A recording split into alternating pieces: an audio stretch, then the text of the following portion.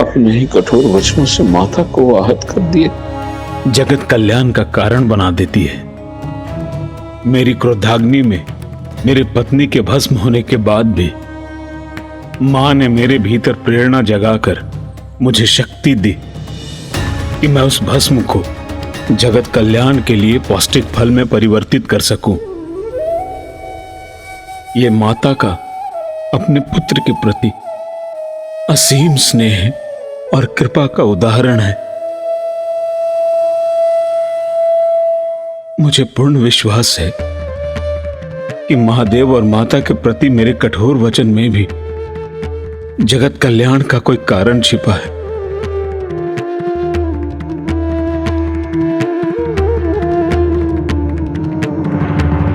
किंतु इसमें कौन सा जगत कल्याण छुपा है?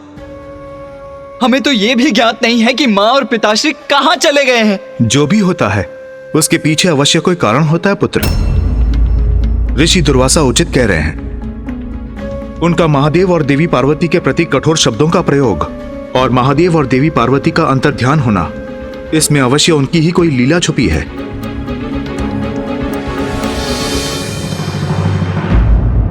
पुत्र कार्तिकेय, पुत्र गणेश,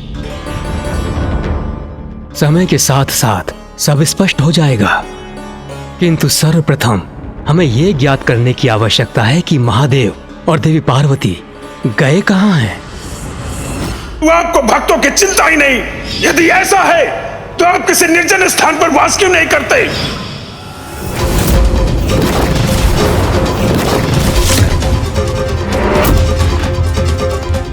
गणेश, क्या हुआ? कुछ दिखाई दिया तुम्हें? हाँ भैया। तो शीघ्र बताओ गणेश, क्या देखा तुमने? शमशान, शमशान, शमशान। शमशान?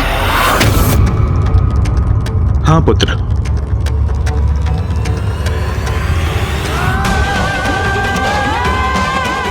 महादेव और माता पार्वती शमशान में वास करने चले गए।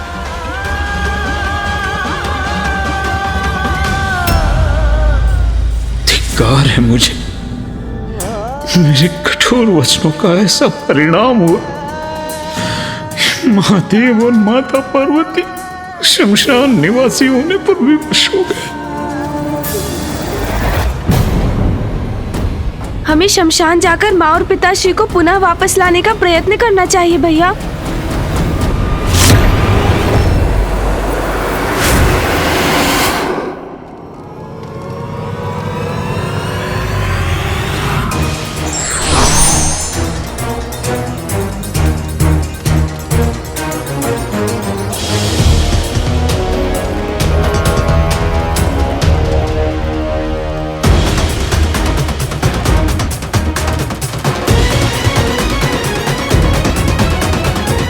गणेश, तुम्हें पूर्ण विश्वास तो है ना कि माँ और पिताश्री यही हैं, इसी शमशान में? हाँ भैया, मुझे ऐसा ही आभास हुआ था कि माँ और पिताश्री यहीं कहीं हैं।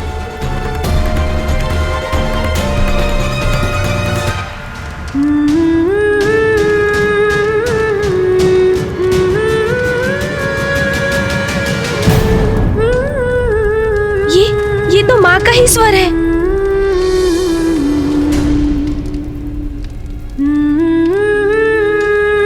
किंतु पिताश्री और मां है कहां गणेश?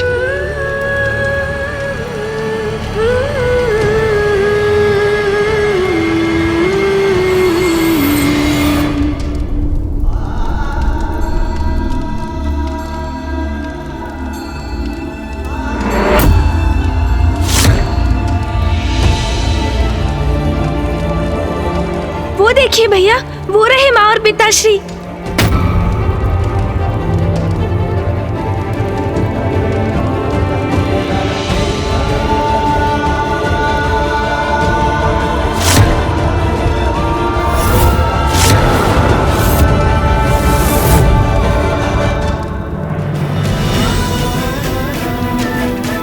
पिताश्री और मां को ढूंढने उच्च स्थान पर पहुंचे हैं हम। वो यही है।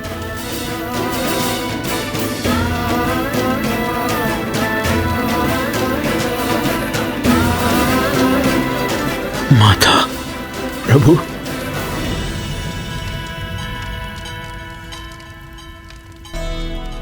माँ, पिताश्री।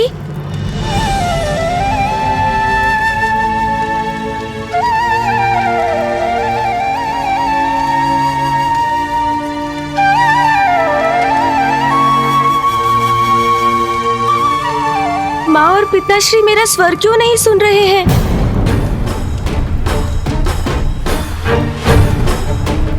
ब्रह्मदेव, महादेव और देवी पार्वती सामान्य नहीं प्रतीत हो रहे हैं। हाँ नारायण, मुझे भी उनमें कुछ भिन्नता का आभास हो रहा है।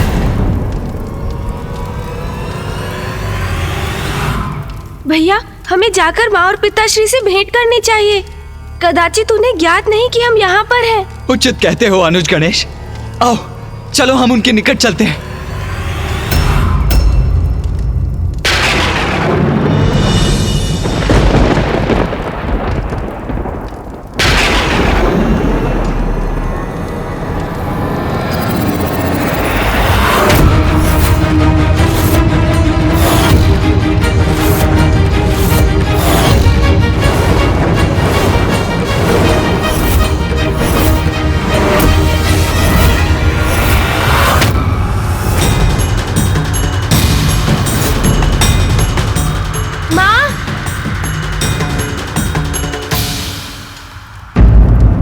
मामा जी, ये क्या है? माँ और पिताश्री ये किस रूप में हैं? पुत्र, महादेव और देवी पार्वती ने मातंग और मातंगी का रूप धारण किया है।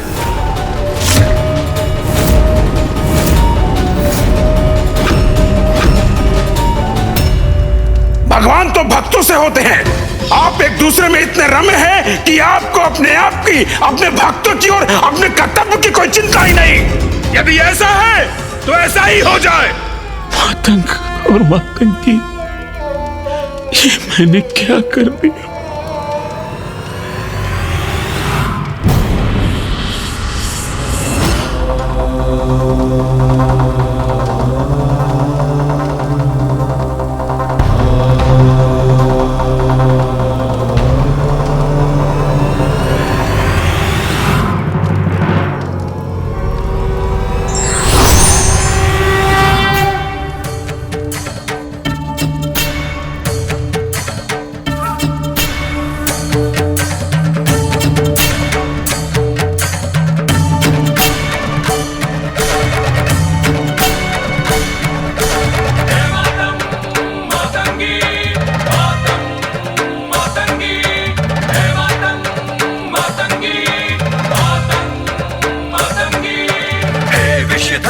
मसान बिहारी, भस्म में रंजित अद्भुत होरी।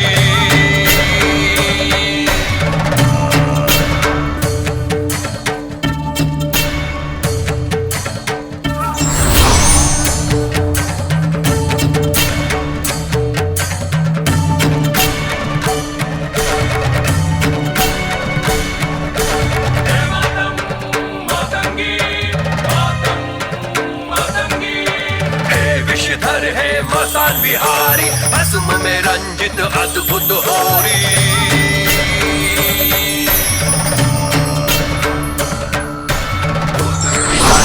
कैसी हहोरी, भस्म में रंजित कैसी ये होरी।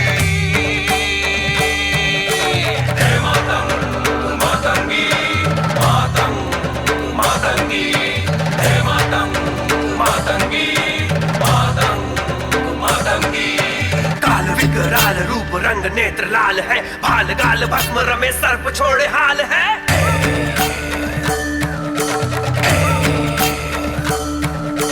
प्रेत गले मुंड झुंड भूत और पिशाच है, होरी या अंधक है ना रंग ना गुलाल है।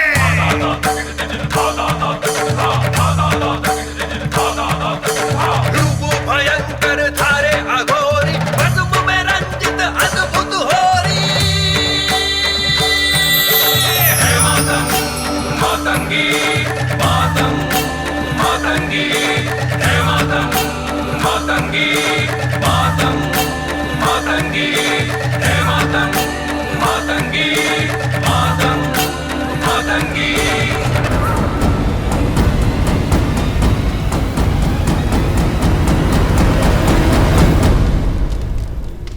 माँ और पिताश्री चिता भस्म से होली की क्रीड़ा कर रहे हैं।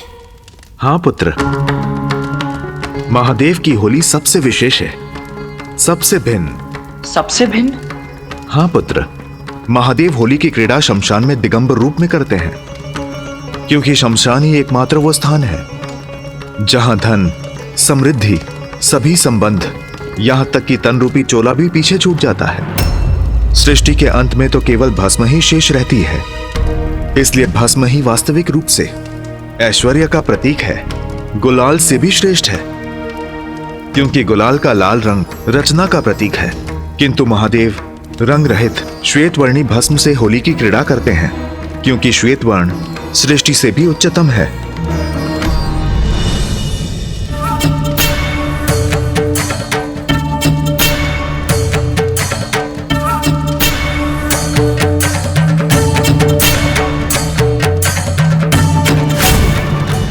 पिताश्री और माँ के प्रत्येक कृत्य में उनकी अनुपम लीला निहित है। उनकी होली के पीछे भी कितना गूढ़ अर्थ छिपा है।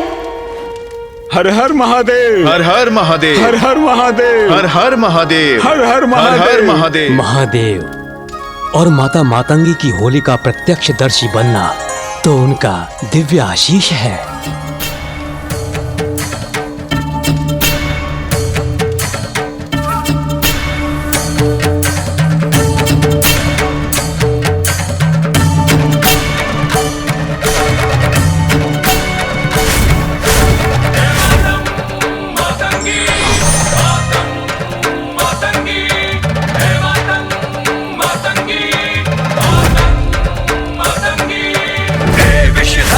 मसान बिहारी भस्म में रंजित अद्भुत होरी।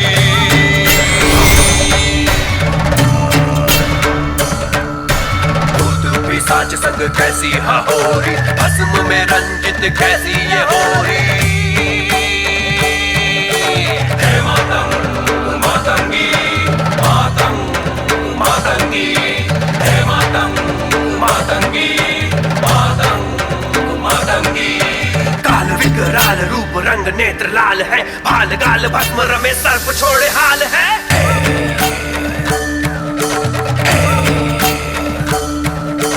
प्रेत गले मुंड झुंड भूत और पिशाच है, होरी या अंधक है ना रंग ना गुलाल है।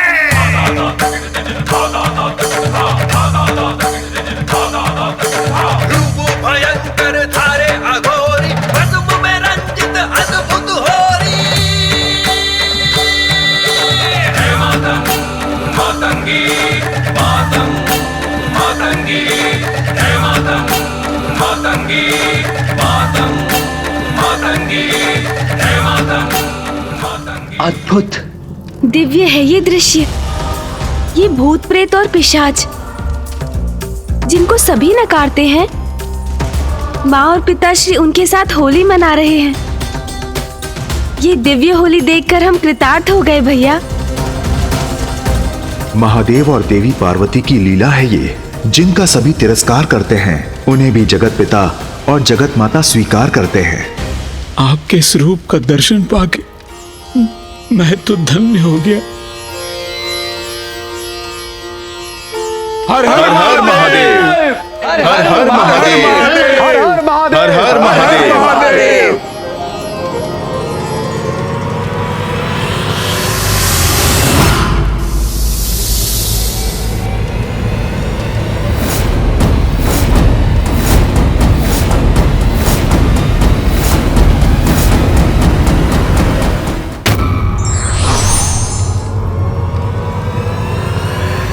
भैया, ये नागराज वासुकी जी क्या क्रोधित हो गए हैं?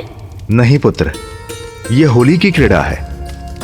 महादेव के गले से लिपटे नागराज के द्वारा छोड़ी गई विष की फुहारी उनकी पिचकारी है। जिस विष को सभी विनाशकारी मानते हैं, महादेव और माता मातंगी उसका भी सम्मान करते हैं और उसी से होली की क्रीड़ा करते हैं। विष से होली की क्रीड़ा, अद्भुत। भूत पिशाच संग कैसी होरी, भस्म में रंजित कैसी ये होरी। हे मातंग मातंगी, मातंग मातंगी, हे मातंग मातंगी। काल रूप रंग नेत्र लाल है, भाल गाल भस्म रमे सर्प छोड़े हाल है।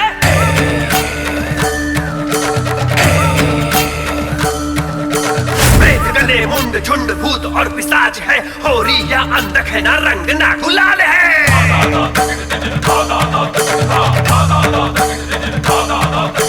रूप भयंकर धारे अघोरी, भस्म में रंजित अद्भुत होरी। मातंगी मातंग मातंगी, हे मातंग मातंगी मातंग मातंगी, हे मातंग मातंगी मातंग मातंगी, हे मातंग। पिताश्री और माँ तो इस दिव्य भस्म से घेरे जा रहे हैं।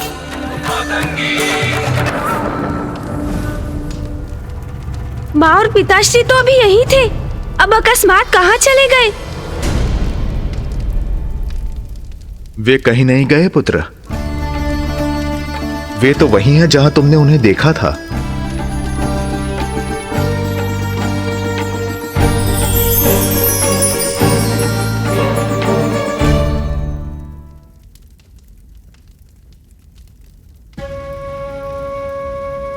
कदाचित माँ और पिताश्री को यहाँ हमारी उपस्थिति का आभास भी नहीं है। भैया और मुझे उनसे भेंट करनी चाहिए। हाँ गणेश, उचित कहते हो। गणेश जी, कुमार कार्तिकेय जी, यदि अनुमति हो तो मैं भी आपके साथ चलूं, क्योंकि ये जो कुछ भी हुआ है मेरे ही कारण हुआ है। मैं भी जाकर महादेव और माता पार्वती से क्षमा याचना करना चाहता हूँ। हाँ, ये भी उचित होगा। हम सभी एक साथ चलते हैं। जैसे ही माँ और पिताश्री हमें देखेंगे, वो अपने सौम्य स्वरूप में अवश्य ही लौट आएंगे। देहि सौभाग्यम आरोग्यम, देहि मे परमं सुखम, तुपम देहि जयम देहि यशो देहि द्विषो जहि। देहि सौभाग्यम आरोग्यम, देहि मे परमं सुखम, तुपम देहि जयम देहि यशो देहि द्विषो जहि। देहि सौभाग्यम आरोग्यम, देहि मे परमं सुखम, तुपम देहि जयम देहि यशो देहि द्विषो जहि।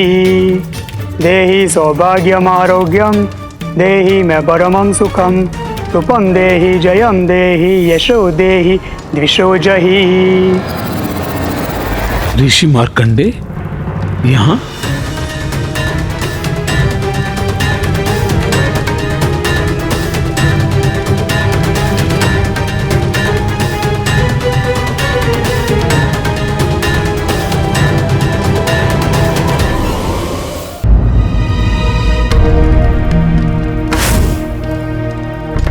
ऋषि मार्कंडे? कौन है ये? ये वही ऋषि मार्कंडे हैं जिन्होंने बाल्यकाल में महामृत्युंजय मंत्र की रचना की थी और महादेव और देवी आदिशक्ति का विशेष आशीष पाया था। और ऋषि मार्कंडे ये महादेव और देवी पार्वती के पुत्र गणेश हैं।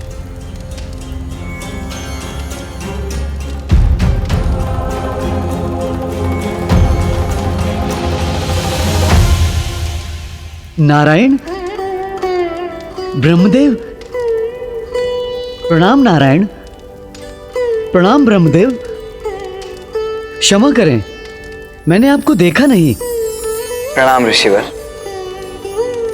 प्रणाम ऋषि मार्कंडे, आप यहाँ इस शमशान में?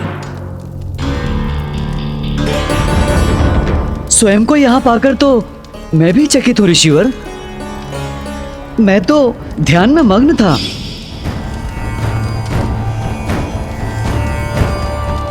पुत्र मार्कंडे, मेरे पास आओ। अचानक मुझे आभास हुआ कि माता पार्वती ने मुझे पुकारा है, तो मैं उनका स्वर सुनकर चल पड़ा। उनका स्वर मेरा मार्गदर्शन करता रहा और जैसे ही मैं यहाँ इस स्थान पर पहुंचा तो मैं भाव समाधि में चला गया। मेरे मुख से स्वतः मंत्र ही प्रस्फुटित होने लगे। मैं तो यहाँ खिंचा चला आया। किंतु नारायण, ये तो शमशान है। माता पार्वती ने मुझे पुकारा है तो मुझे तो कैलाश पर होना चाहिए था। फिर मैं यहाँ पे क्यों? और आप सभी भी यहाँ पर क्यों हैं? माँ ने ऋषिवर को बुलाया है यहाँ इस शमशान भूमि पर।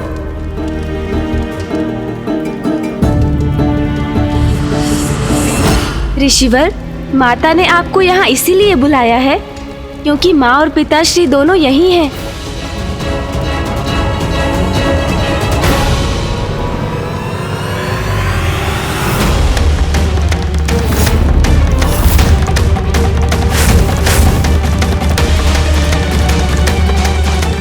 महादेव और माता पार्वती यहाँ हैं, इस निर्जन शमशान में। महादेव और माता पार्वती मातंग और मातंगी के रूप में, सबसे विरक्त। ये सब क्या घटित हो रहा है? क्या कारण है इसका?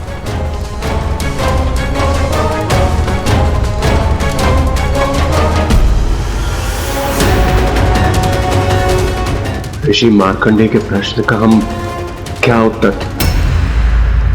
ऋषिवर की जिज्ञासा है तो ये मेरी भी जिज्ञासा है कि क्या कारण हो सकता है माता और पिताश्री के मातंग और मातंगी रूप में इस प्रकार शमशान में प्रकट होने का।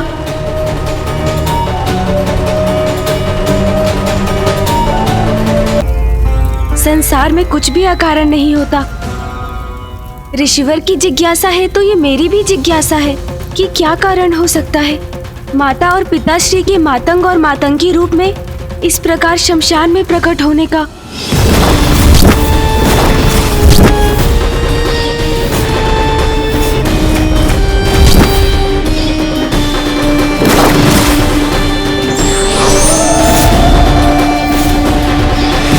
अवश्य ये माँ की ही कोई लीला है जिसे देख और समझ पाना हमारे लिए असंभव है। किंतु ये जो हो रहा है उसके पीछे क्या कारण है? अगर हमें ये कोई बता सकते हैं तो वो एकमात्र परम ब्रह्म ही हैं, श्री महागणपति। कृपया मुझे दर्शन दीजिए महागणपति जी। जय गणेश, जय गणेश, जय गणेश देवा।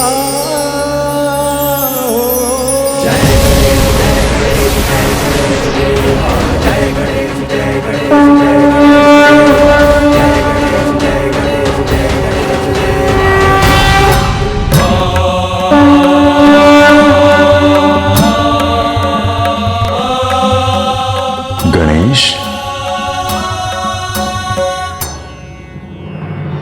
प्रणाम श्री महागणपति जी। गणेश, तुम्हारा मन बहुत विचलित हो रहा है।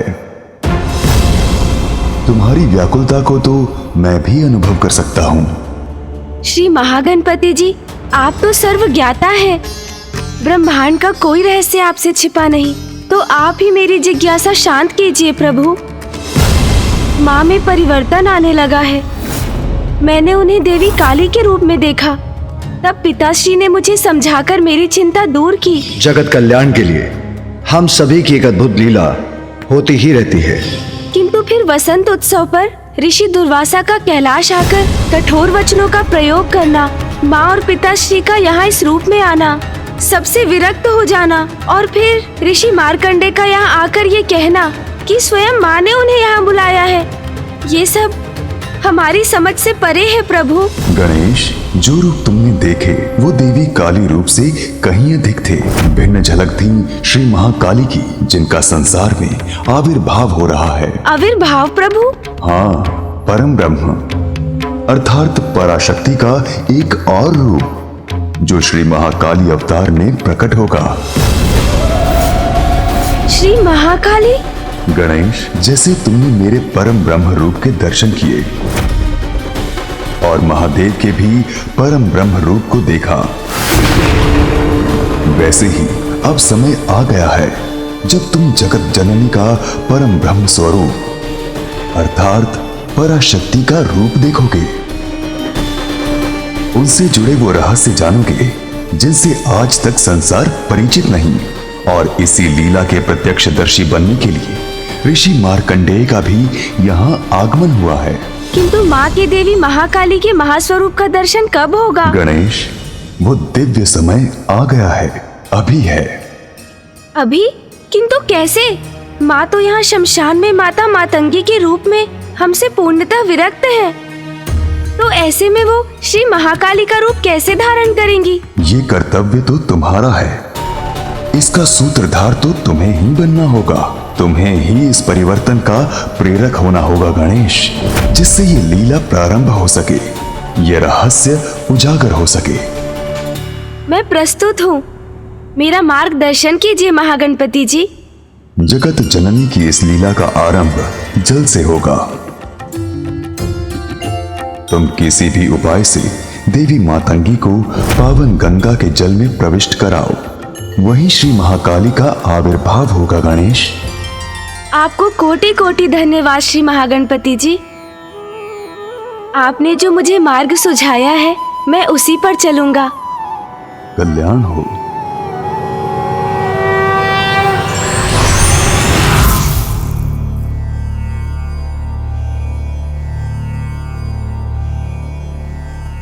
मैं यहाँ निष्क्रिय रहकर अब और प्रतीक्षा नहीं कर सकता। चलो अनुज गणेश, हम वहां जाकर माँ और पिताश्री को स्मरण कराते हैं। अनुज गणेश, कुछ कहते क्यों नहीं? तुम ऐसे स्थिर क्यों खड़े हो? चलो गणेश।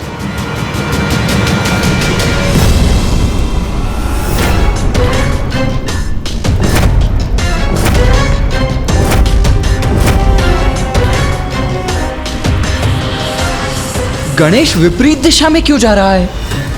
ये अचानक प्रथम पूज्य गणेश जी को क्या हो गया? गणेश, क्या कर रहे हो तुम? कहां जा रहे हो? कहां जा रहे हो गणेश?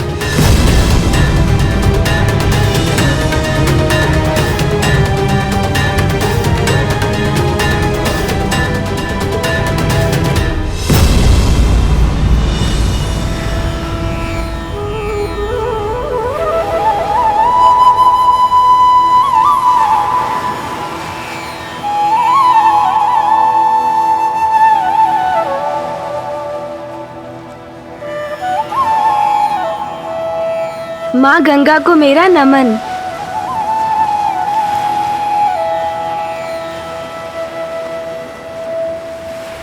गणेश माँ गंगा के तट पर क्यों चला आया?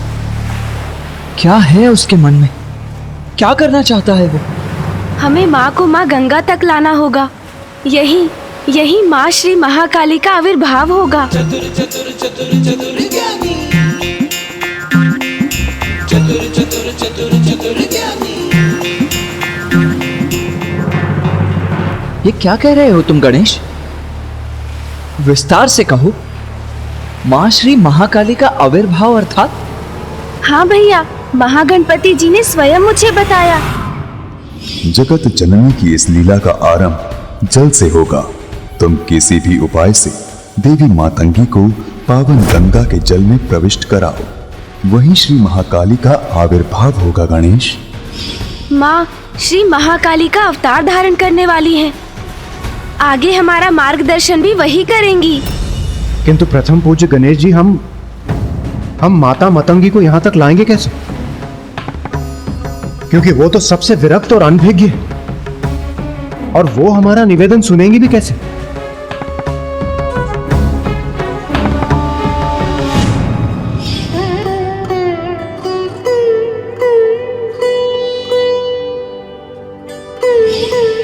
हाँ देवराज, उसका तो एक ही उपाय है। हम एक पार्थिव शिवलिंग का निर्माण करेंगे। शिवलिंग पिताश्री के अरूपी रूप हैं। अब हम उनकी पूजा और उनका जलाभिषेक करेंगे तो माँ को भी उनका आभास होगा, और उनके भीतर भी शिवलिंग के जलाभिषेक करने की प्रबल इच्छा जागृत होगी और वो स्वयं यहाँ आ जाएंगी। उत्तम युक्ति है गणेश। एक भक्त को केवल उसकी भक्ति ही खींच सकती है। गणेश सर्वथा उचित कह रहे हैं कार्तिकेय। देवी पार्वती अपने उग्र तत्व युक्त परम रूप को धारण करने जा रही हैं। इसीलिए तुम्हें अपने अनुज की सहायता करनी चाहिए, जिसका परिणाम तुम्हें शीघ्र प्राप्त होगा।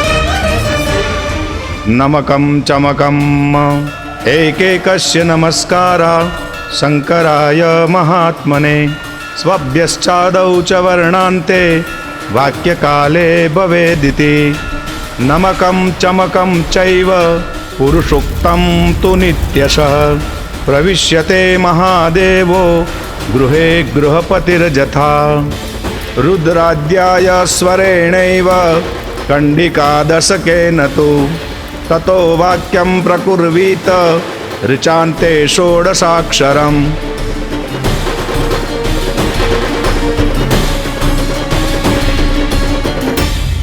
अब हमें शिवलिंग का जलाभिषेक करना चाहिए। भैया आप जलाभिषेक आरंभ कीजिए। रुद्राद्याय स्वरेणैव कंडिकादशकेन तु ततो वाक्यं प्रकुर्वीत ऋचान्ते षोडशाक्षरम् नमकं चमकम् एकैकस्य नमस्कारा शंकराय महात्मने स्वभ्यश्चादौ च वर्णान्ते वाक्यकाले भवेदिति नमकं चमकं चैव पुरुषोक्तं तु नित्यशः प्रविश्यते महादेवो गृहे गृहपतिर्यथा रुद्राद्याय स्वरे। स्वामी के जलाभिषेक करने से तो परम सुख का अनुभव होता है। ततो वाक्यं प्रकुर्वीत मुझे भी प्रभु का जलाभिषेक करना चाहिए। हे प्रभु महादेव, हे आदि शक्ति, ये जो भी हो रहा है उसका रहस्य हमें समझाइए। श्री महाकाली का रूप लीजिए माता और जगत जननी की शक्ति का रहस्य उजागर कीजिए। रुद्राद्याय स्वरेणैव कंडिकादशकेन तु ततो वाक्यं प्रकुर्वीत ऋचान्ते षोडशाक्षरम् स्वभ्यश्चादौ च वर्णान्ते वाक्यकाले भवेदिति नमकं चमकं चैव पुरुषोक्तं। पिताश्री तो वहाँ अकेले रह गए हैं, माँ कहाँ चली गई? महादेवो गृहे गृहपतिर्यथा रुद्राद्याय स्वरेणैव कंडिकादशकेन तु ततो वाक्यं प्रकुर्वीत ऋचान्ते षोडशाक्षरम्। पुत्र कार्तिकेय, गणेश की युक्ति सफल हो रही है। तुम्हारी मां पावन गंगा की ओर ही आ रही है।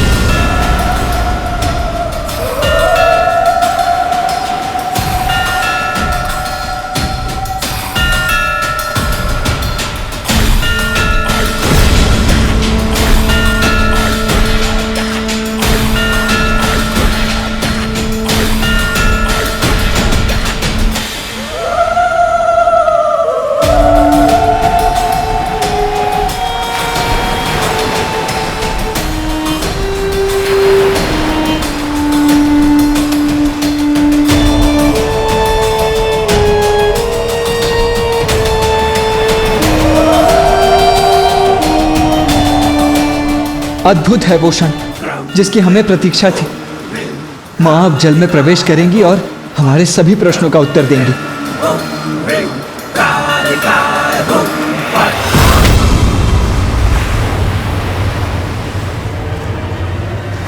मैं कोई जल कलश तो लाई नहीं, तो मैं जल लेकर कैसे जाऊंगी?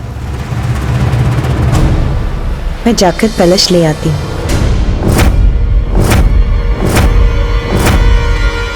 माँ रुक क्यों गई?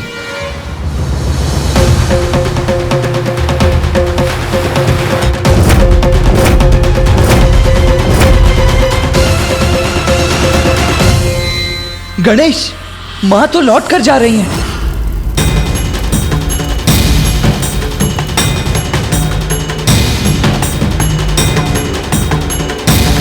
अब क्या करेंगे गणेश जी? माता को लौटा कर यहाँ कैसे लाएंगे? पुत्र कार्तिकेय, उस ओर देखो पुत्र गणेश। हाँ, ये जल कलश उचित होगा।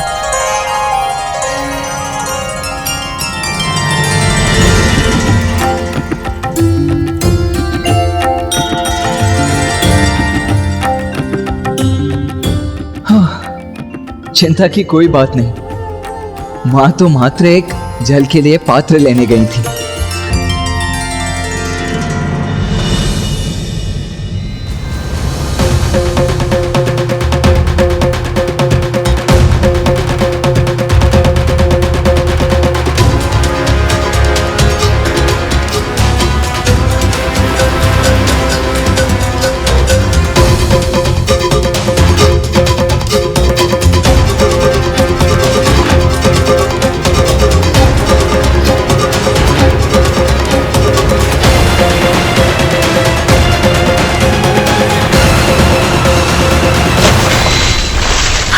कलश छूट गया मेरे हाथों से।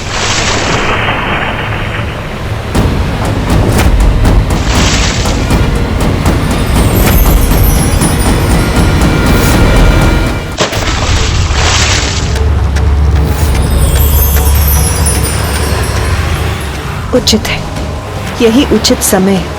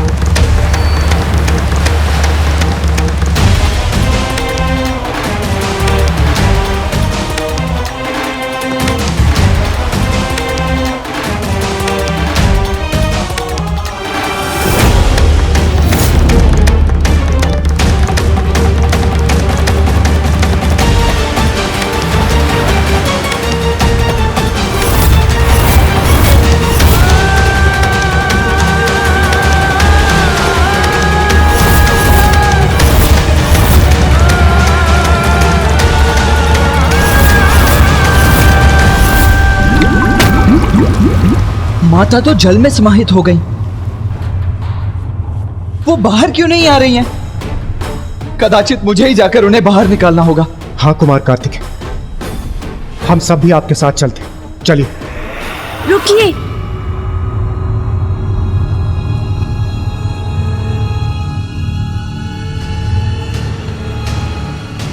गणेश, क्यों रोक रहे हो हमें? माँ संकट में है। भैया, कठिनाई और संकट तो माँ के निकट भी नहीं, क्योंकि माँ तो वही है जहाँ उन्हें होना चाहिए। हाँ भैया, इस जल से ही माता के इस रूप का सत्य निकलकर उजागर होगा। ये सब माँ की ही लीला है, इसीलिए हमें चिंता से मुक्त रहना होगा।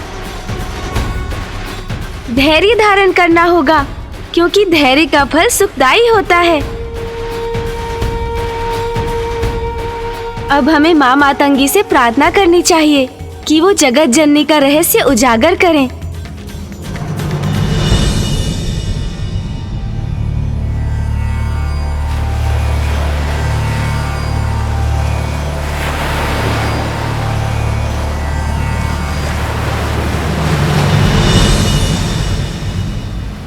माँ मातंगी, हमें हमारा उचित पद दिखाइए, हमारा मार्गदर्शन कीजिए। श्यामां शुभ्रां शुभालां त्रिकमल नयनां रत्न सिंहासनस्थां भक्ताभीष्ट प्रदात्रीं सुरनिकरकरा सेव्यकञ्जां युग्मां नीलाम्भोजां शुकान्ति निश्चर निकरा अन्यदावाग्निरूपां पाशं खड्गं चतुर्भिः वरकमल गए खेदकं चाङ्कुशं च।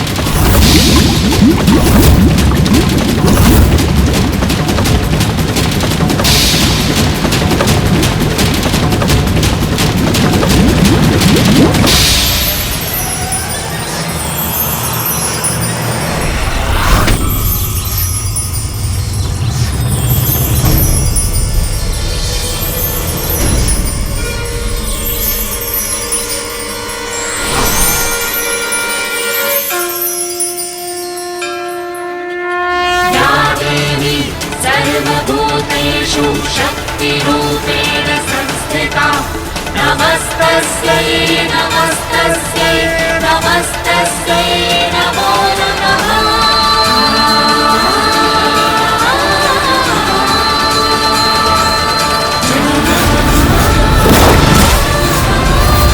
ये देवी तो श्री महाकाली नहीं, ये तो कोई और है।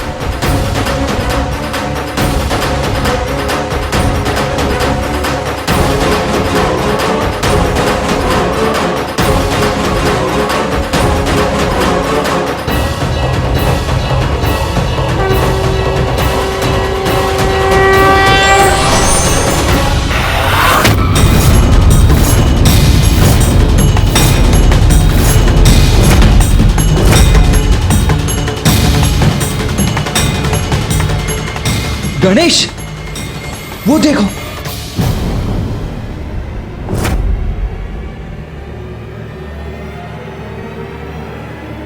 ये माता कहां अदृश्य हो गई?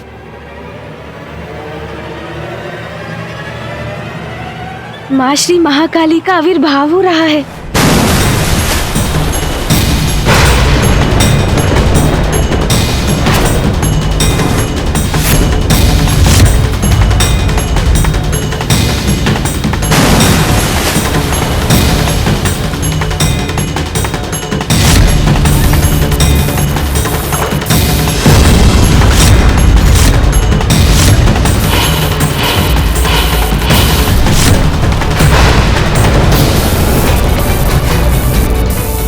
ये रूप और ये क्रोध मुझे भयभीत कर रहा है। माता ने ऐसा कठोर रूप क्यों धारण किया है? जगत जननी की अद्भुत लीला वही जानती हैं।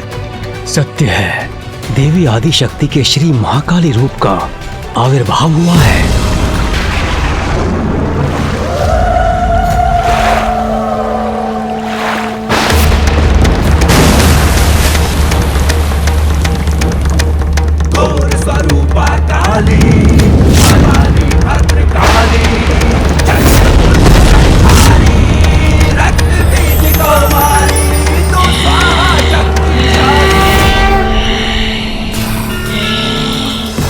प्रणाम प्रणाम श्री महाकाली।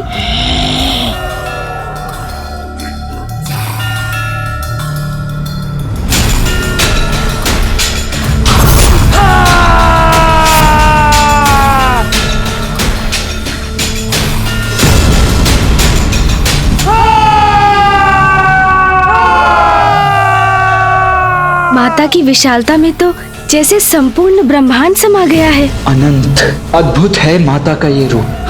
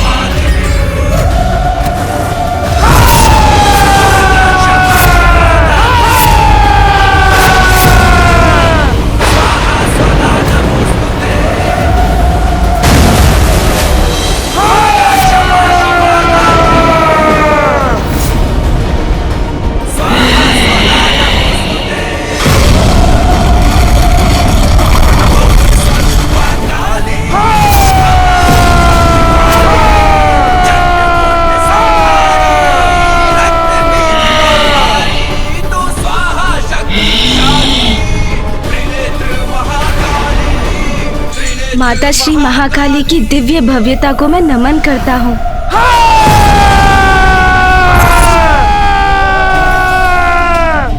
प्रतीत होता है माता अपने पूर्ण आवेश में। जय माता श्री महाकाली, आपके दर्शन पाकर हम धन्य हुए माता।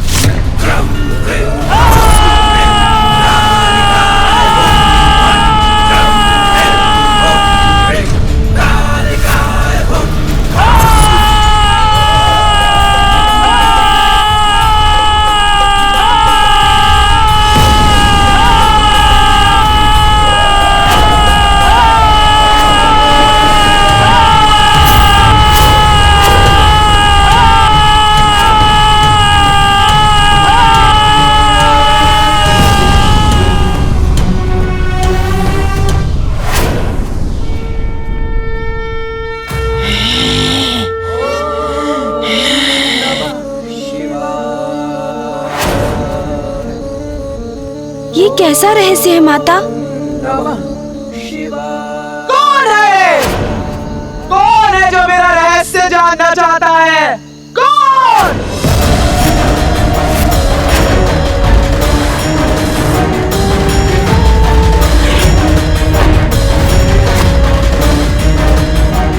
माँ का स्वर इतना कठोर क्यों है? श्री महाकाली के इतने कठोर वचन के पीछे अवश्य कोई कारण है। श्री महाकाली ने अपने वास्तविक स्वरूप में दर्शन दिया है। अवश्य कुछ घटित होने वाला है। तू जानना चाहता है? तू कौन जानना चाहता है? बोल, तू जानना चाहता है मेरा रहस्य? प्रणाम माता महाकाली। वो मैं इतनी देर से प्रार्थना कर रहा था। रहस्य जानना है, रहस्य जानना है, तो अब क्या हो गया? तेरे मुख से बोल किसने छीन लिए? बोल।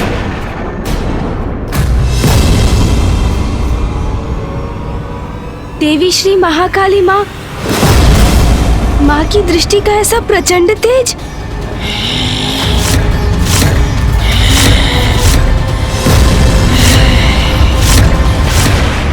माँ के इस रूप के दर्शन के पीछे का कारण मुझे जानना ही होगा। माँ, हम सभी आपकी लीला समझना चाहते हैं, उसका रहस्य जानना चाहते हैं। माता, ये सब मेरा ही अपराध है, नहीं इसका कारण हूँ माता।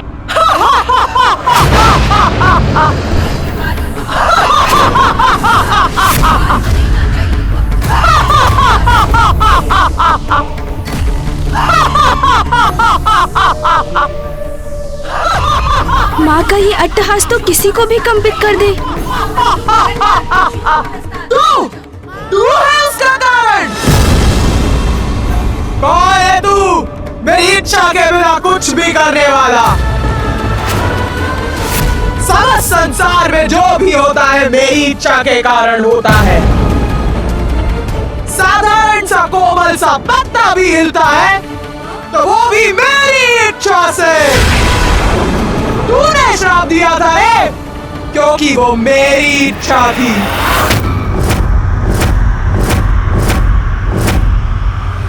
आप एक दूसरे में इतने रमे हैं कि आपको अपने आप की, अपने भक्तों की और अपने कर्तव्य की कोई चिंता ही नहीं। यदि ऐसा है तो आप किसी निर्जन स्थान पर वास क्यों नहीं करते? तू तो मेरी सृष्टि रूपी लीला के चक्र का एक कण मात्र है, मात्र एक तुच्छ भाग है, तुच्छ भाग है, तुच्छ भाग है।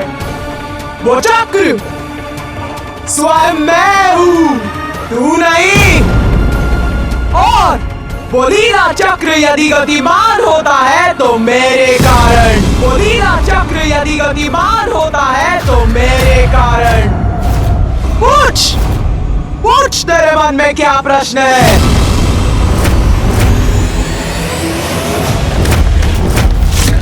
माता, आप मां मातंगी के रूप में मां गंगा में प्रविष्ट हुई और हमारी प्रार्थना सुन आपके पूर्व एक दिव्य श्वेत वर्णी देवी जल से बाहर आई। कौशिकी, कौशिकी थी वो, पवित्र श्वेत मौलिक वो बाहर आई और उसके श्वेत तत्व के बाहर आने के बाद गंगा की जलधारा में शेष था। स्याह, केवल स्याह? श्री महाकाली आप? हाँ, मेरी शक्ति जानना है क्या? जानना चाहता है वास्तव में मैं कौन हूँ? तो जान, संसार में ऐसा क्या है जो मैं नहीं। स्याह अंधकार अनंत होता है, जिसके आदि और अंत का किसी को ज्ञान नहीं। वही काल है और सभी उसी काल के बंदी हैं। और मैं हूँ उस काल की अधिष्ठात्री। मैं श्री महाकाली।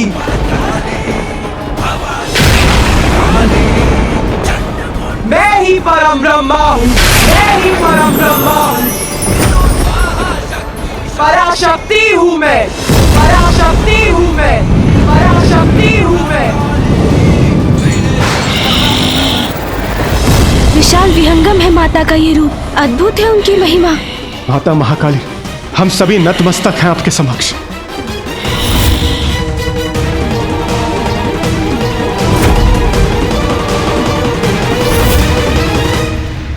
मुझे माता श्री महाकाली से उनकी लीला का रहस्य पूछना चाहिए। यही इच्छा महागणपति जी की भी थी, इसलिए तो उन्होंने मुझे मार्गदर्शन भी दिया था और इसलिए हम यहाँ एकत्रित भी हुए हैं। माता ने जो स्वर्णिम अवसर हमें दिया है उसे गंवाना सर्वथा अनुचित होगा। मुझे माता से निडर होकर प्रश्न करने ही होंगे। हे माँ, मेरे प्रश्न के लिए मुझे क्षमा कीजिएगा। पूछ, पूछ अपने प्रश्न पूछ। माता, मेरी जिज्ञासा है, मैं जानना चाहता हूँ कि क्या परम ब्रह्म अनेक है? क्योंकि जब मैंने महादेव की कथा सुनी थी तो मुझे ज्ञात हुआ था कि वो ही परम ब्रह्म है।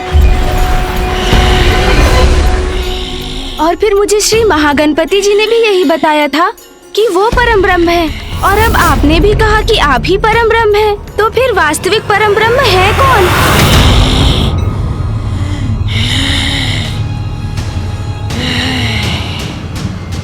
उत्तम, अति उत्तम प्रश्न पूछा है रे गणेश। सत्य है, सत्य तो यही है कि परम ब्रह्म एक ही है और हम सब उसी महाशक्ति के रूप हैं। किंतु वो तो अव्यक्त है, निरंकार है, सर्वत्र व्याप्त। उनका ना कोई आरंभ है और ना ही कोई अंत। वो तो बस है एक सर्वोच्च अस्तित्व के रूप में। किंतु माता, यदि संसार में एक ही परम ब्रह्म है, एक ही महाशक्ति है, तो वो भिन्न रूप क्यों लेती है?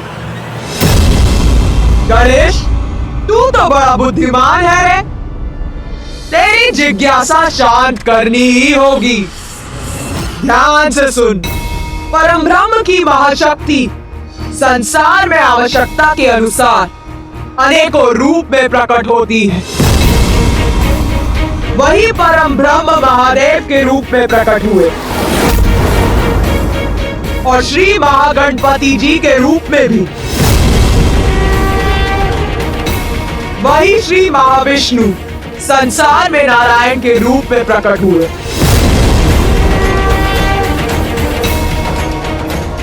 और उन्हीं परम ब्रह्म का एक रूप मैं भी हूँ।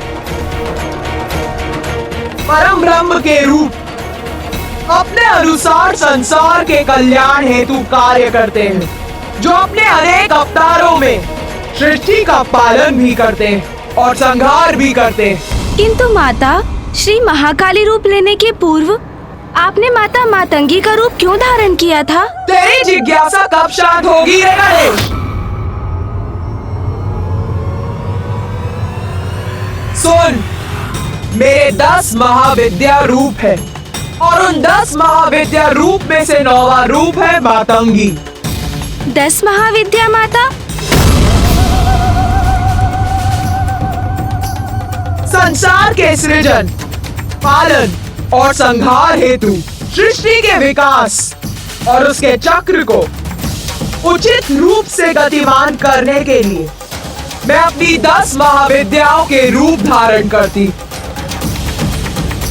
और जब जब संसार को मेरी आवश्यकता होती है तो उसी प्रकार मैं अपना रूप धारण करती। माता, मेरी जिज्ञासा तो और भी बढ़ती जा रही है। आपके 10 महाविद्या रूप माता, ये कौन है? हमें उनके रूप, शक्तियाँ और कार्य विस्तार से बताने की कृपा कीजिए माता। हमें उनके नामों का भी परिचय दीजिए।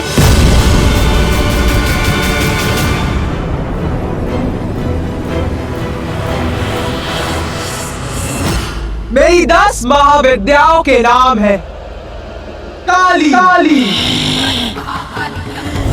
नारा षोडशी भुवनेश्वरी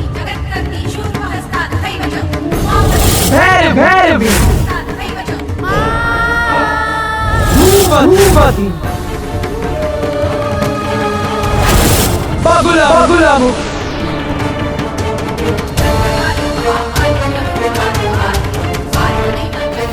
मातंगी कमला छिन्नमस्तिका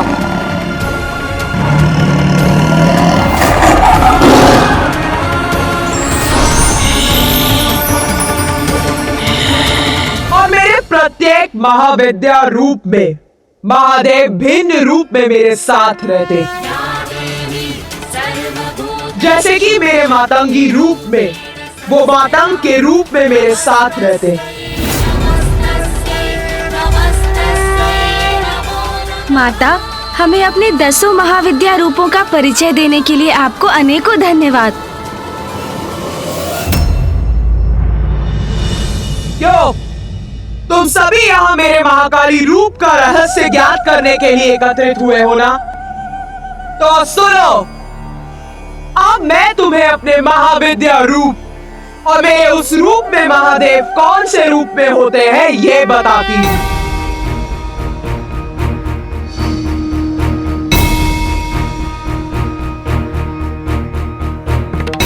मेरा सर्वप्रथम महाविद्या रूप है काली। काली का उद्गम संसार में महादेव के साथ कैसे हुआ और काली रूप में महादेव ने कौन सा रूप धारण किया, सर्वप्रथम ये कथा सुनो।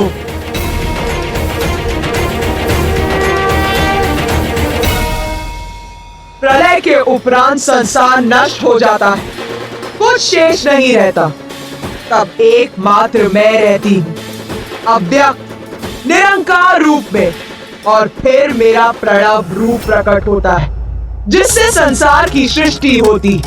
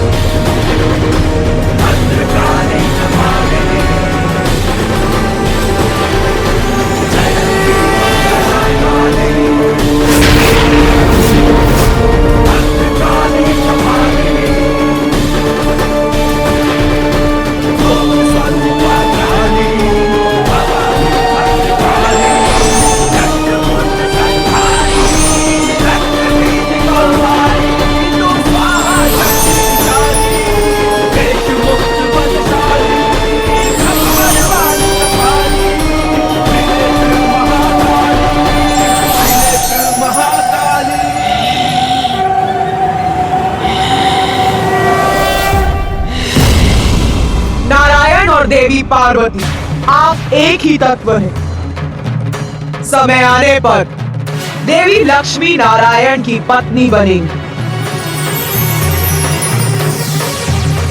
और देवी पार्वती महादेव की अर्धांगिनी।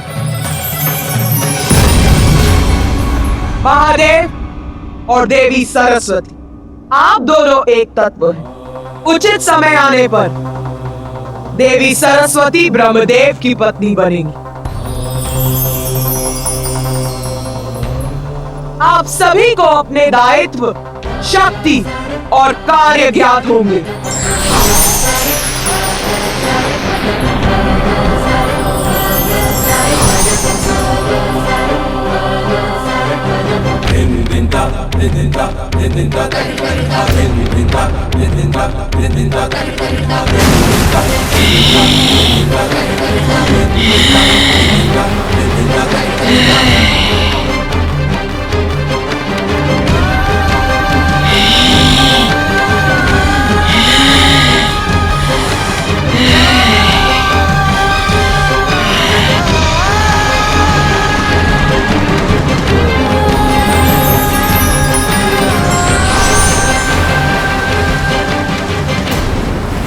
सृष्टि के नवीन सृजन के समय जब संपूर्ण सृष्टि जलमग्न थी, उसमें थल अंश मात्र ही था।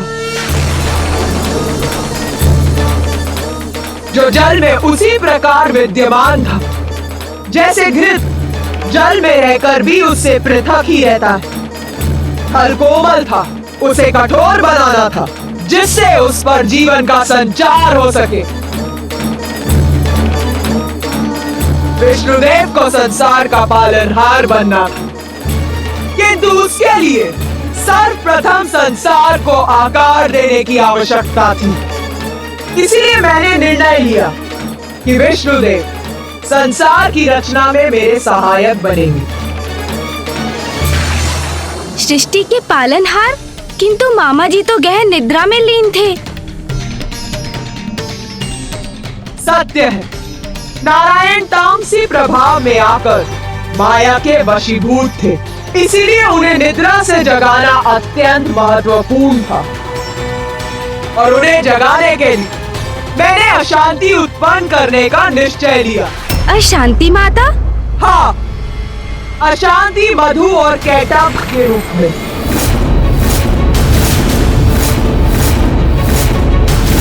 मधु और कैटभ माँ, ये कौन थे? दो असुर जिन्हें मैंने अपनी माया स्वरूप देवी महामाया का रूप धारण कर उत्पन्न किया।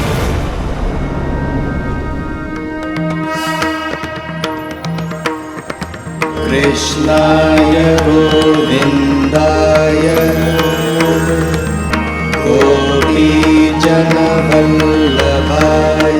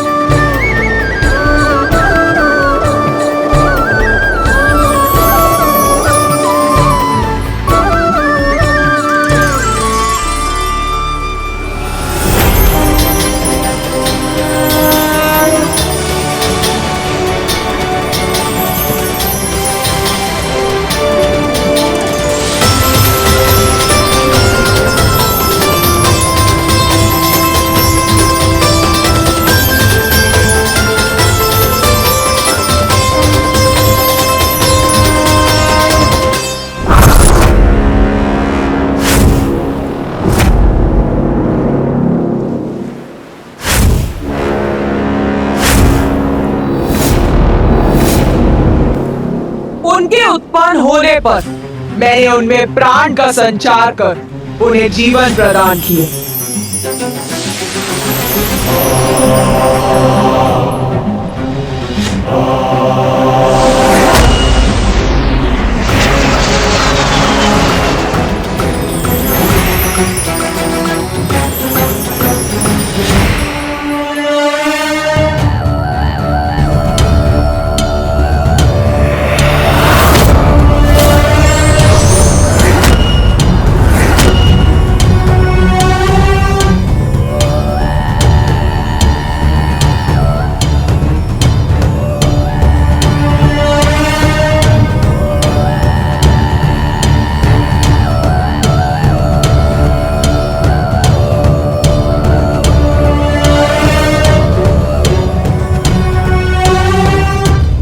ये क्या स्थान है? हम इस विशाल सागर के मध्य में क्यों हैं? कौन है हम? हम कौन है? कौन है हम? कौन है हम? कौन है हम? वत्स,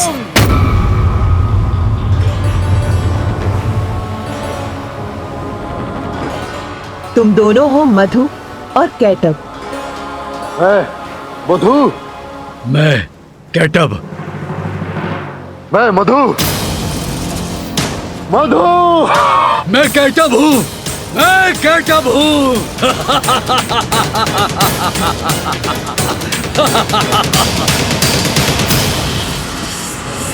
किंतु तुम कौन हो देवी? मैं हूँ महामाया और तुम्हारा जन्म मेरी लीला से ही हुआ है।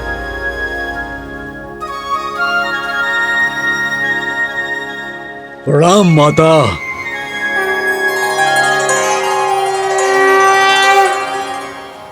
हमारे नामों के अतिरिक्त हमारा क्या परिचय है? पुत्रों, तुम दोनों अत्यंत शक्तिशाली असुर हो और इस जल में तुम्हारी उत्पत्ति का एक अति विशेष कारण है। माता, क्या है वो कारण? क्या है हमारे जन्म का उद्देश्य? युद्ध करना है तुम्हारा उद्देश्य। युद्ध? नारायण से युद्ध। जाओ और अपने जन्म का उद्देश्य पूर्ण करो। नारायण से युद्ध करो। देवी महामाया, आपके कारण ही हमारा अस्तित्व है। आपने ही हमें हमारा नाम दिया है, हमारा मार्गदर्शन किया है। इसलिए देवी, आपका आदेश है कि हम विष्णुदेव से युद्ध करें, तो ऐसा ही होगा।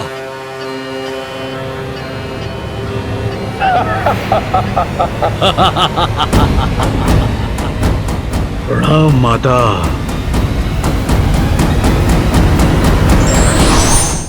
कहाँ है विष्णुदेव?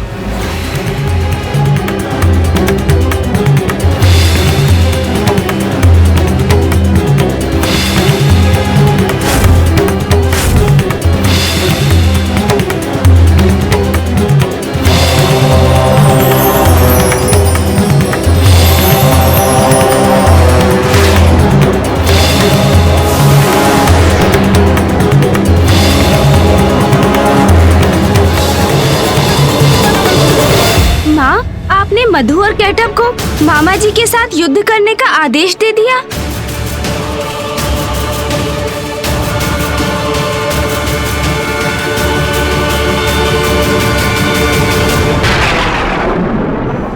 तुझे क्या लगता है ये भूल थी मेरी? जब से मैं आई हूँ प्रश्नों की झड़ी लगा रखी है। मैं तेरे प्रश्नों का उत्तर दे रही हूँ क्योंकि तू मेरा रहस्य जानने के लिए इच्छुक है कि तू मेरी ही लीला पर प्रश्न उठा रहा है। हाँ, भेजा मैंने उन दो असुरों को नारायण से युद्ध करने के लिए।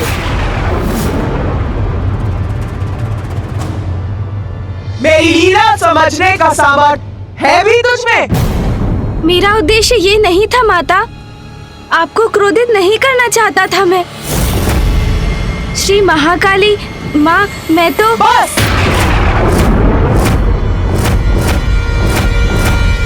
अब और कुछ नहीं। कौन होते हो तुम सभी मुझसे प्रश्न पे प्रश्न पूछने वाले? पराशक्ति हूँ मैं। बहुत हुई मेरी लीला की कथा। अब ना तो मुझे कुछ सुनना है और ना ही कुछ कहना।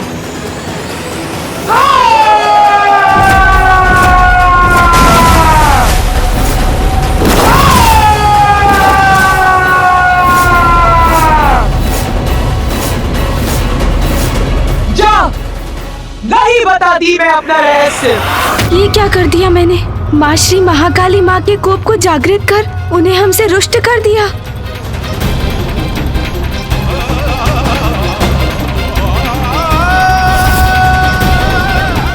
माता से और प्रश्न करना कदाचित उनकी क्रोधाग्नि को और भड़का देगा।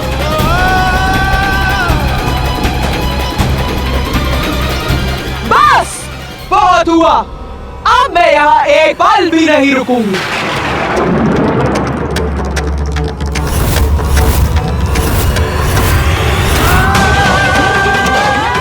माता जा रही है यहाँ से। ओम जयंती मंगला काली भद्रकाली कपालिनी दुर्गा क्षमा शिवा धात्री स्वाहा स्वधा नमोस्तुते। ओम जयंती मंगला काली भद्रकाली कपालिनी दुर्गा क्षमा शिवा धात्री स्वाहा स्वधा नमोस्तुते। ओम जयंती मंगला काली भद्रकाली कपालिनी दुर्गा क्षमा शिवा धात्री स्वाहा स्वधा नमोस्तुते। ओम जयंती मंगला काली भद्रकाली कपालिनी दुर्गा क्षमा शिवा धात्री स्वाहा स्वधा नमोस्तुते। गणेश जी की स्तुति से माता श्री महाकाली का क्रोध शांत हो रहा।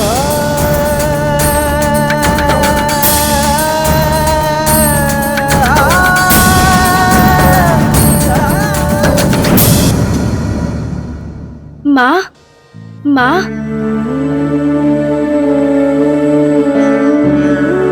मुझे क्षमा कीजिए माँ। मैं अपने प्रश्नों से आपको क्रोधित नहीं करना चाहता था। ये प्रश्न तो मात्र मेरी जिज्ञासा थी। कृपया अपनी कथा हमें सुनाइए ना माँ। अपनी दिव्य लीला को विस्तार से समझने के लिए हम सभी अति उत्साहित हैं। हमारी जिज्ञासा शांत कीजिए ना माँ। वास्तव में बुद्धि का देवता है तू। मेरी क्रोधाग्नि को शीतल कर दिया। तुम सभी मेरी लीला जानना चाहते थे ना? तो सुन, मैंने ही उन दो असुरों को नारायण से युद्ध करने का आदेश दिया था। किंतु असुरों का तो स्वभाव ही होता कि वो कभी किसी के आदेश का पालन नहीं करते। अर्थात माता? अर्थात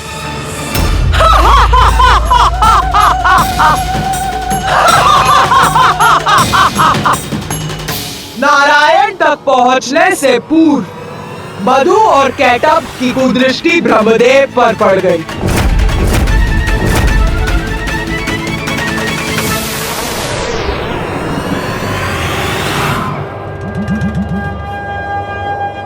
वो वहां देखो ब्रदर कैटअप, क्या है वो? उचित है मधु, देखता हूं, अभी देखता हूं।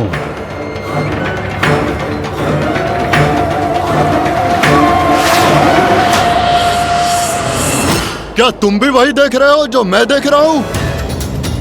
एक उच्च आसन पर कोई वृद्ध देवता प्रतीत होता है। हाँ मधु, किंतु इस वृद्ध देवता को इतने ऊंचे आसन की क्या आवश्यकता है? उचित कहते हो भ्राता, उच्च स्थान तो बलवान को प्राप्त होना चाहिए, हमें प्राप्त होना चाहिए। विष्णु से तो बाद में युद्ध करेंगे, पहले इस वृद्ध देवता को आसन से उतारते हैं, इसका स्थान छीनते हैं।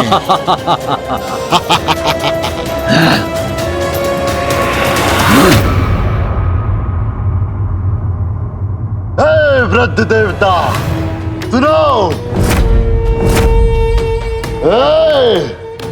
सुनो।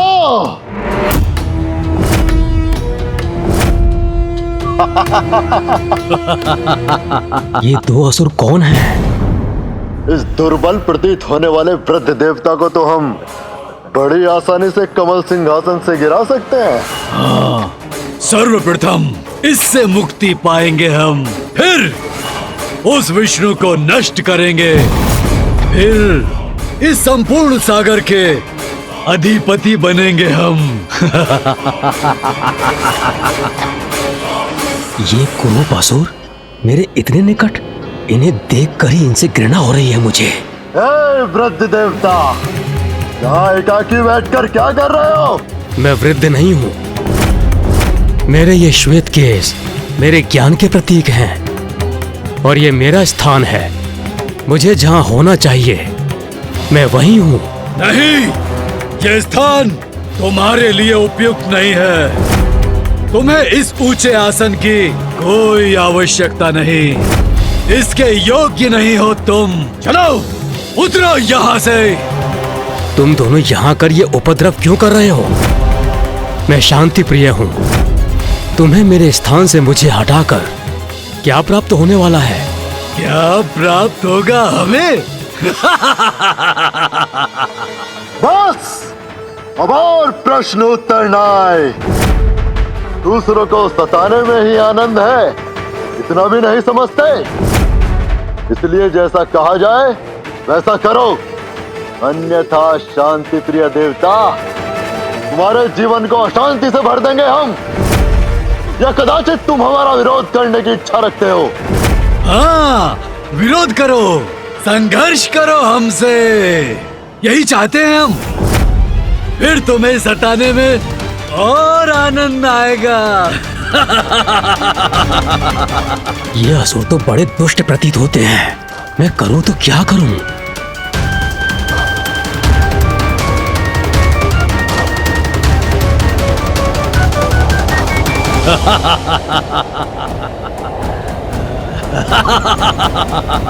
प्रतीत होता है ये उद्दंड असुर थमने वाले नहीं। उतरो नीचे इस आसन से, अन्यथा हम बलपूर्वक गिरा देंगे तुम्हें। इसके योग्य नहीं हो तुम। चलो उतरो यहाँ से। इस विकट परिस्थिति में कौन सहायता करेगा मेरी?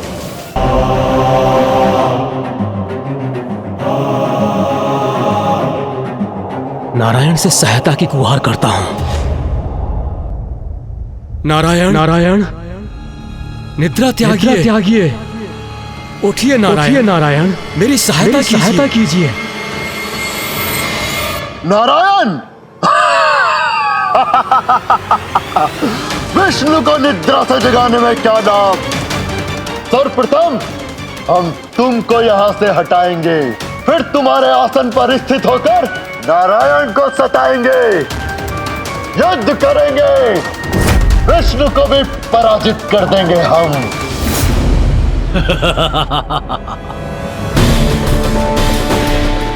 नभदेव वधु और कैटब से आतंकित, क्योंकि वो उनसे युद्ध नहीं कर सकते, तो वो नारायण की प्रार्थना कर उन्हें उनकी निद्रा से जगाने का प्रयत्न करने लगे।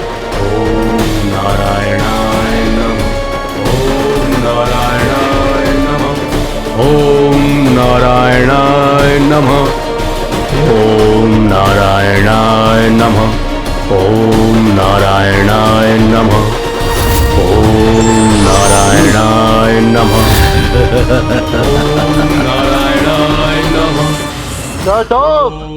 वृद्ध देवता ऐसे नहीं उतरेगा। क्यों ना एक कार्य करें, इसके कमल की जड़ को ही विलक कर देते हैं। इसे गिरते देख बड़ा आनंद आएगा।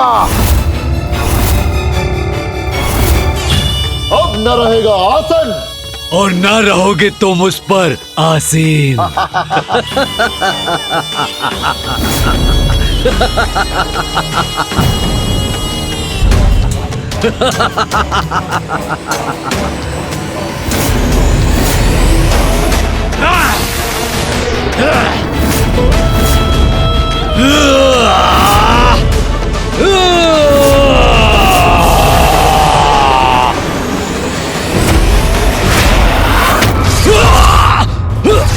ये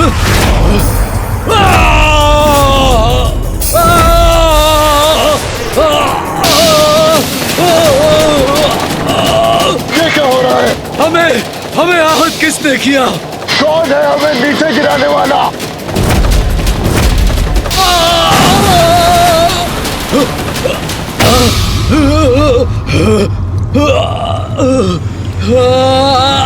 हमें चुनौती देने का दुस्साहस किसने किया? किसने अपनी मृत्यु को आमंत्रित किया? मैं नारायण।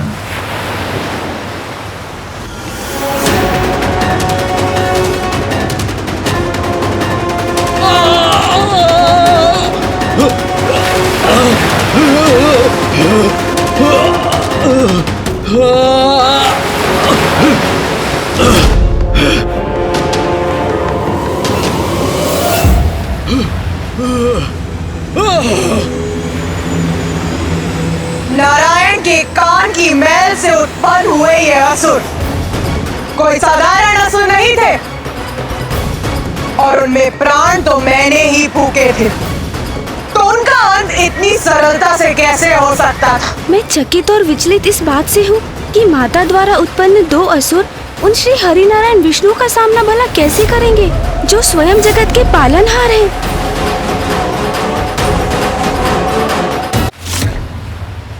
ब्रह्मदेव पर आक्रमण कर उन्हें आतंकित करने का दुस्साहस कैसे किया तुम दोनों ने?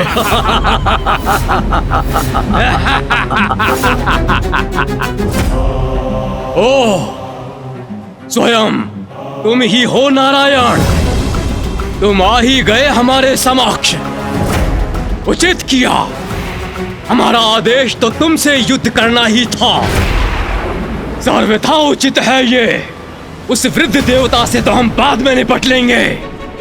सर्वप्रथम तुम्हें ही नष्ट करते हैं, तुम्हें ही नष्ट करते हैं, ही नष्ट करते हैं।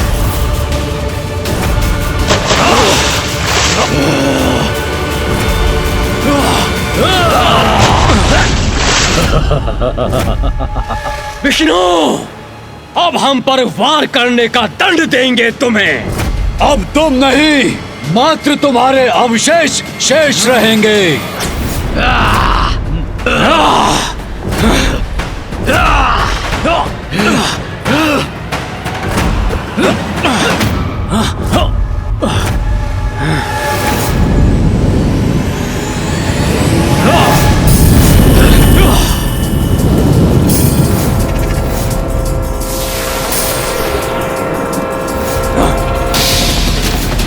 इन दोनों दुष्टों ने तो विष्णुदेव पर आक्रमण कर दिया।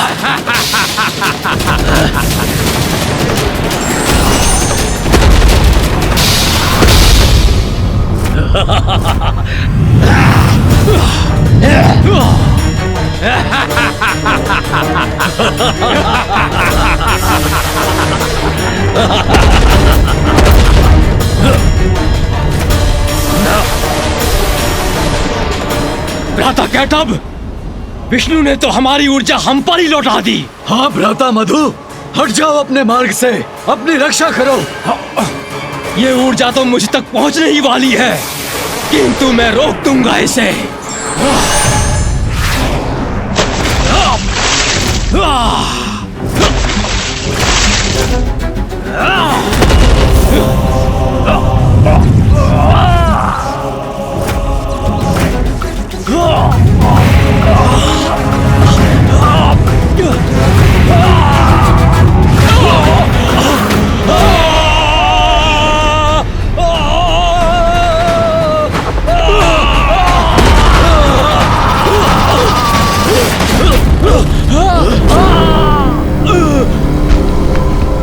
जो उचित था वही हुआ। ये दोनों दुष्ट असुर नष्ट हो गए। धन्यवाद नारायण। इन असुरों के साथ इनके आतंक का भी अंत हुआ। अब ब्रह्मदेव पुनः ध्यान मग्न हो सकते हैं।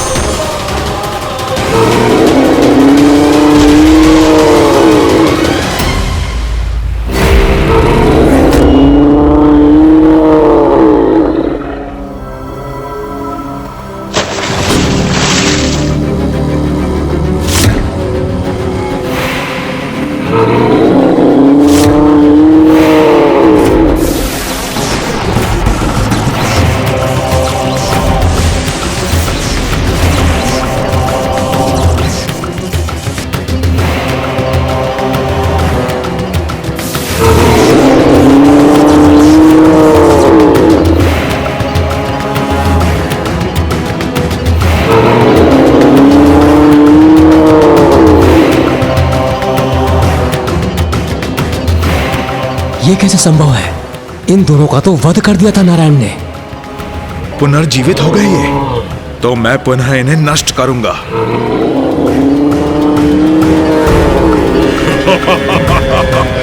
क्या हुआ विष्णुदेव? हमें पुनर्जीवित देखकर शक्ति में आ गए। अब हम तुम्हारा अंत करेंगे। किंतु कैसा प्रहार करूं जिससे ये पुनः जीवित न हो सके? करो गुरु, हमारे अंत के उपाय का विचार अवश्य करो।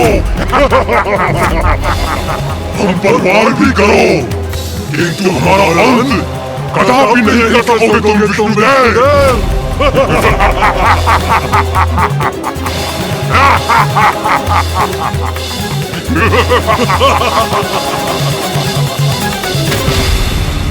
ये कैसे हुआ माँ?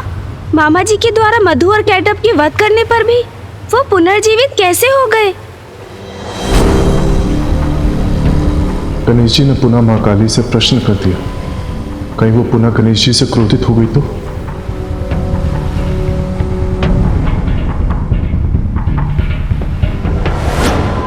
मैल तो आखिर मैल ही होती है, कितनी बार भी हटा दो पुनः एकत्रित हो ही जाती है।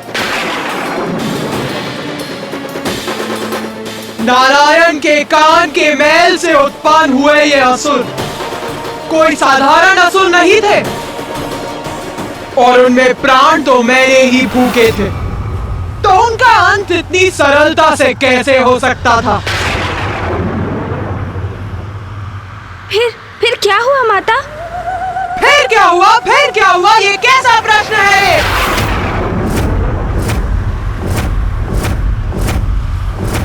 फिर वही हुआ जिसके लिए मैंने उन्हें उत्पन्न किया था, जिसके लिए मैंने उन्हें प्राण दिए थे।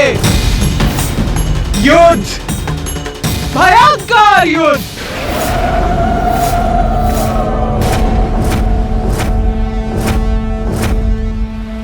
युद्ध हुआ उन दोनों असुरों और मामा श्री हरि नारायण के मध्य।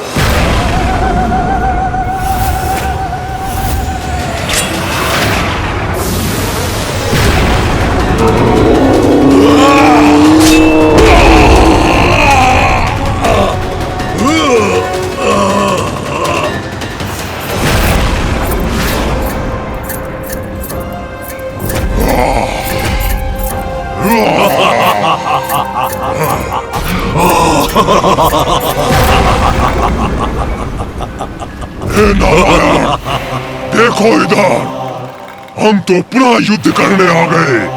कुछ नहीं, तुम हमारा कुछ नहीं बिगाड़ सकते, अपितु हम तुम्हारा अंत अवश्य करेंगे।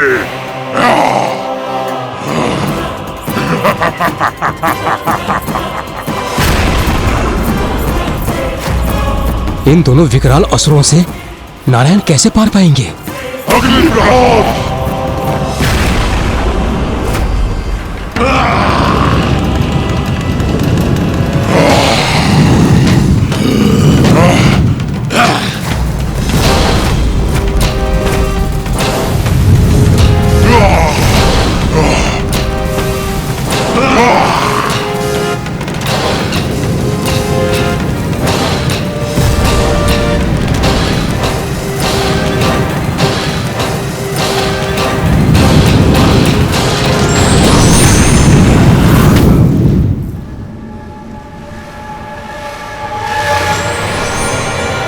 कहाँ देख रहे हो तुम दोनों? मैं वहां नहीं, मैं यहां हूं।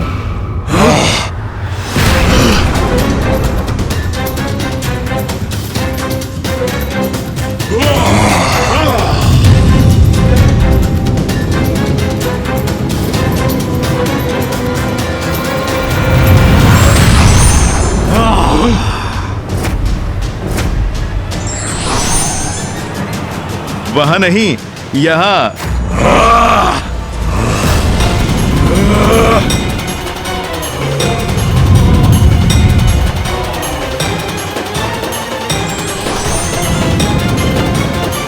तुम तो मुझे ढूंढ नहीं पाए, किंतु मेरे शस्त्र तुम्हें अब और समय नहीं देंगे। अब मैं अपने पाश से तुम दोनों का अंत करूंगा।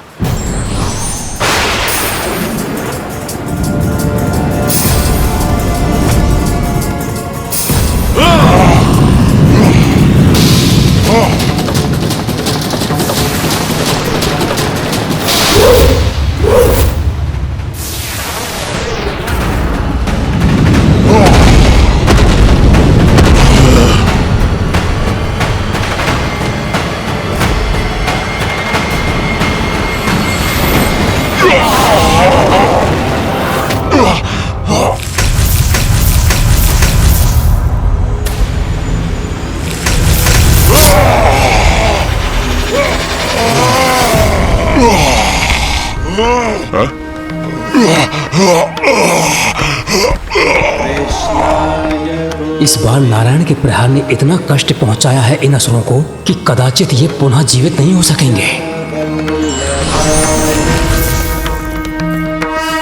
तुम्हारी दुष्टता का ऐसा ही अंत होना था।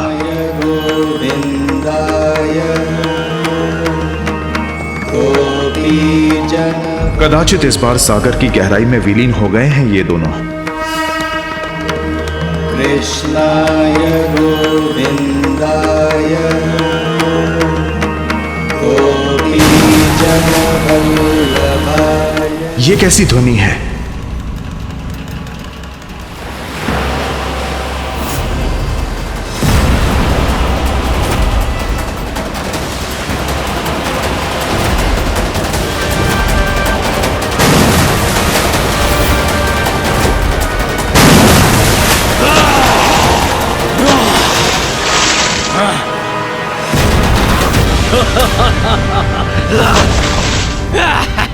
कहां जा रहे हो विष्णु? हम तो अब भी यही हैं। हमारा युद्ध अभी समाप्त नहीं हुआ है।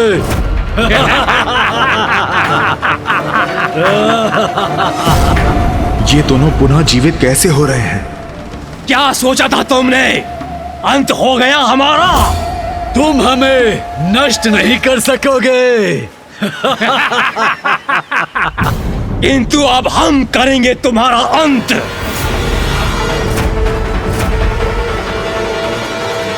फिर वो युद्ध सहस्त्रों दिव्य वर्षों तक चलता रहा, कभी जल पर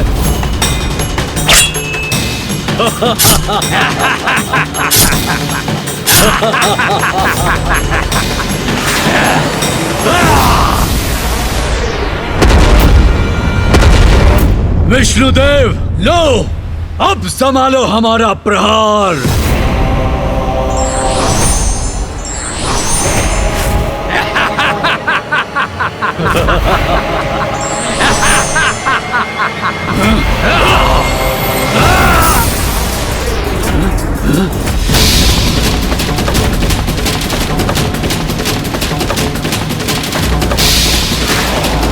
अरे ये कैसी ऊर्जा है?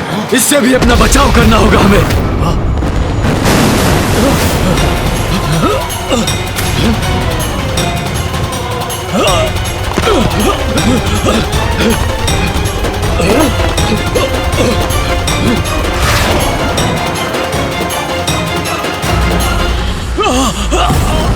भ्राता कैटब, ये तो विचित्र कौतुक रचा है विष्णु ने। हाँ भ्राता मधु, जल को हिम में परिवर्तित कर दिया। इसका क्या कारण है? कारण अभी ज्ञात करना होगा। विष्णु से ही पूछ लेते हैं। ये क्या किया तुमने विष्णुदेव? जल को ही हिम बना दिया। हिम से वध करोगे हमारा? हिम से जड़ कर दूंगा तुम दोनों को। हिम से जड़ कर देगा हमें भ्राता कैटब? हाँ भ्राता मधु, ये तो छल है इसका। इससे हमें अपनी रक्षा करनी ही होगी।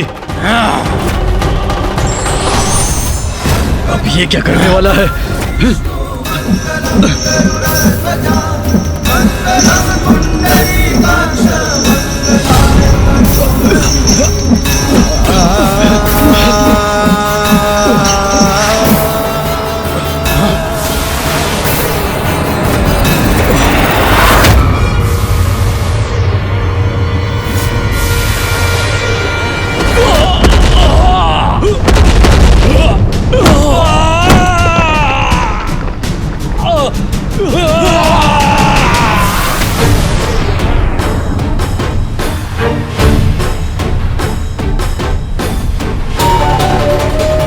अब कदाचित पुनः गतिशील नहीं हो सकेंगे ये असुर।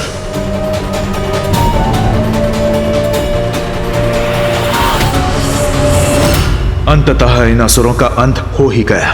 और फिर कभी वो युद्ध स्थल पर पहुंच गया, जल के नीचे, किंतु युद्ध निरंतर चलता ही रहा।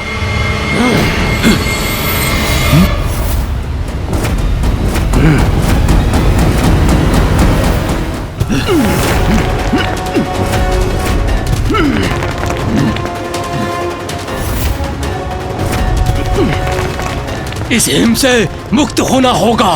हाँ भ्राता मधु, फिर उस विष्णु के प्राण मुक्त करेंगे हम। अभी भी जीवन शेष है इनमें।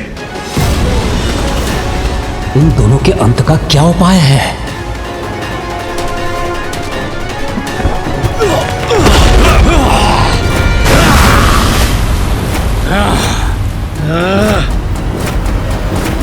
उत्तम क्रीड़ा थी ये विष्णुदेव, हमें आनंद आया, किंतु ये क्रीड़ा तो तुम्हारे अंत के साथ ही समाप्त होगी। इस बार किसी भी प्रकार इनका अंत अवश्य करूंगा मैं। विष्णुदेव, अभी तक तो इस वृद्ध ब्रह्मदेव के सिंहासन पर हमारी दृष्टि थी, किंतु अब हमें तुम्हारा आसन भी मोहित कर रहा है। यह अनेक शीश वाला जीव जिस पर स्थित होकर तुम हम पर वार कर रहे हो, तुम्हें पराजित कर मैं तुम्हारे इस आसन पर अवश्य स्थित होऊंगा। और मेरा भ्राता कैटभ इस वृद्ध ब्रह्मदेव के आसन पर। क्यों भ्राता कैटभ? हाँ भ्राता मधु, अब हमें ये शीघ्र करना चाहिए। इनका दुस्साहस अब सभी सीमाएं लांघ चुका है। अब इनसे निर्णायक युद्ध करना होगा मुझे। विष्णुदेव, अब शीघ्र तुम्हारे प्राण तुम्हारे शरीर से विलग करूंगा मैं।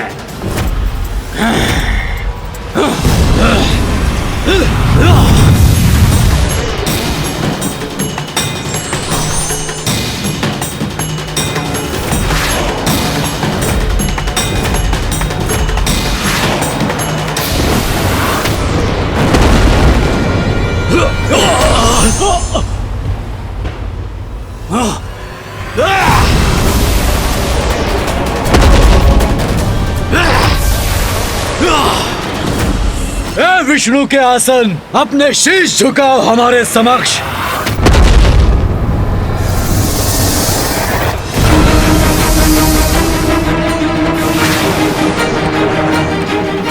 ये तो विष प्रहार कर रहा है हम पर।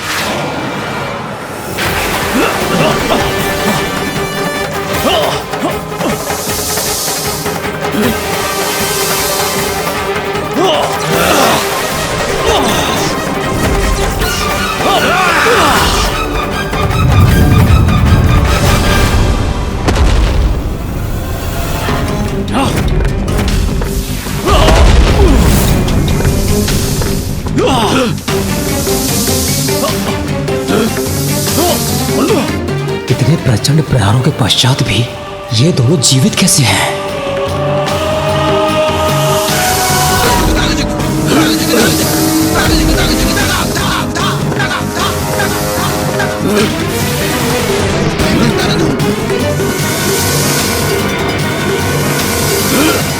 बस बहुत हुआ दोस्त, अब तुम्हारे प्रहारों का भी अंत करना ही होगा।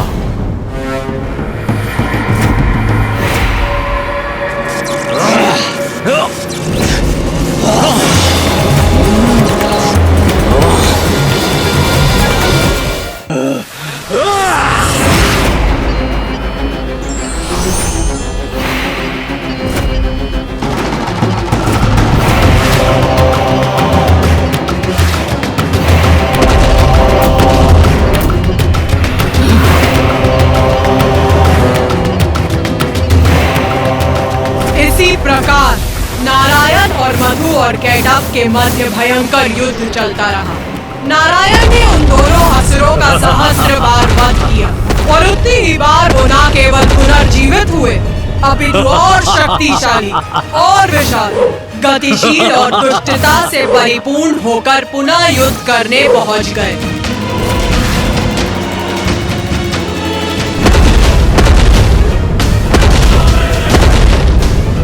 ये कैसे असुर हैं जिनका वध नारायण भी नहीं कर पा रहे हैं?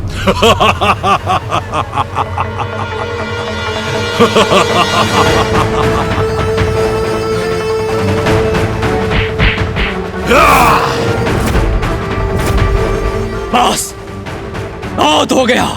माता का आदेश था कि तुमसे युद्ध करना है। हो गया युद्ध, अब सर्वनाश होगा तुम्हारा। माता का आदेश था, नारायण से युद्ध करना था इन्हें।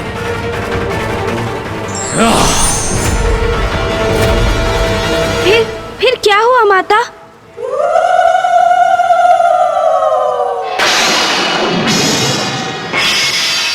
वही हुआ जो श्री महाकाली की इच्छा थी, जो मेरी इच्छा थी। क्या इच्छा थी माँ आपकी? तमसो माँ ज्योतिर्गमय, अंधेरे पर प्रकाश की विजय अवश्य होती है, किंतु प्रयास करते रहने और उचित समय आने पर न पूर्व न उसके पश्चात इसका प्रभाव हमेशा सृष्टि पर पड़ता है, जिसका परिणाम हमेशा सकारात्मक होता है। मनुष्य ही नहीं अपितु स्वयं ईश्वर को भी अपने कर्तव्य का पालन करना अनिवार्य होता है। यही संदेश उनकी लीला से हम प्राणियों को मिलता है।